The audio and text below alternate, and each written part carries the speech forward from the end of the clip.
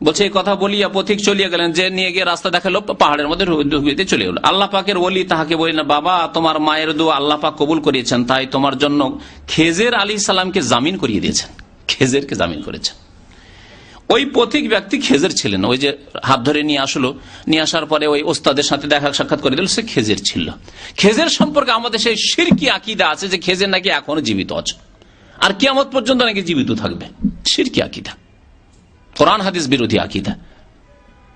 কুল্লু নাফসিন যায়িকাতুল মউত, প্রত্যেক প্রাণীর যার প্রাণ আছে, নফস আছে, আত্মা আছে, তাকে মওতের আস্বাদন গ্রহণ করতে হবে। আল্লাহ পাক একাধিক আয়াতটি বলেছেন। এক আয়াত দলিল হলো যে খেজের যদি একজন ব্যক্তি হয়, ওলি হোক আর যেই হোক না কেন, তার মওত হয়েছে। নবী করিম সাল্লাল্লাহু আলাইহি ওয়াসাল্লাম আরেকটি হাদিস স্পষ্ট বলি, নবী সাল্লাল্লাহু আলাইহি ওয়াসাল্লাম একদিন মসজিদে এশার নামাজ দেরি করে একদিন পড়াইলেন, বিলম্ব করে পড়ালেন। তারপরে অনেকে তন্দ্রা ধরে গেছে, ঝিমাচ্ছে। নামাজটা পড়ার পরে বললেন যে দেখো, তোমাদের হয়তো অনেকের কষ্ট হয়েছে, কিন্তু আমি একটু দেরি করে আজকে নামাজটা পড়লাম, আর এই নামাজ যত বিলম্ব করে পড়বে জামাত করে, একটু বিলম্ব করে পড়লে বেশি নেকি রয়েছে।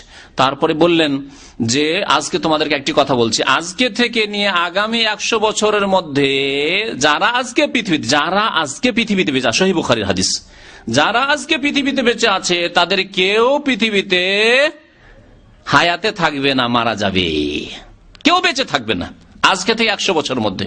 নবী করিম সাল্লাল্লাহু আলাইহি ওয়াসাল্লাম এই হাদিসটি বললেন তার জীবদ্দশায়। দেখুন তখন সাহাবাই কেরাম, যত সাহাবাই কেরাম ছিলেন, 110 হিজরিতে শেষ সাহাবী আবু তুফাইলের ইন্তেকাল হয়ে গেল, আর কোন সাহাবী বেঁচে থাকেননি। যারা নবী সাল্লাল্লাহু আলাইহি ওয়াসাল্লামকে দেখে সাক্ষাতে ভাগ্যবান হয়েছেন তাদের কেউ 110 হিজরির পর বেঁচে থাকেননি। দেখলেন নবীর মুজিজা, নবীর ওয়াহির মাধ্যমে কথা। নবী সাল্লাল্লাহু আলাইহি ওয়াসাল্লাম যদি শেষ বছরে বলে থাকেন ইন্তেকালের বছর 10ম হিজরিতে, তাহলে 110 হিজরি, 100 বছর হয়ে যাচ্ছে। 100 বছর পরে আর কেউ পৃথিবীতে বেঁচে থাকবে না। তাহলে তার মধ্যে খাজির যদি বেঁচেও থাকে, মুসা আলাইহিস সালামের যুগ থেকে হতে পারে, আগেই মারা গেছে, যদি বেঁচেও থাকে ধরে নিলাম, তাহলে নবী সাল্লাল্লাহু আলাইহি ওয়াসাল্লামের এই ভবিষ্যৎবাণীর মাধ্যমে তার কথা সত্য। সাদাকাল্লাহু ওয়া রাসূলুহু, আল্লাহ এবং রাসূল সত্য বলেছেন। খেজেরও বেঁচে নেই, মারা গেছে।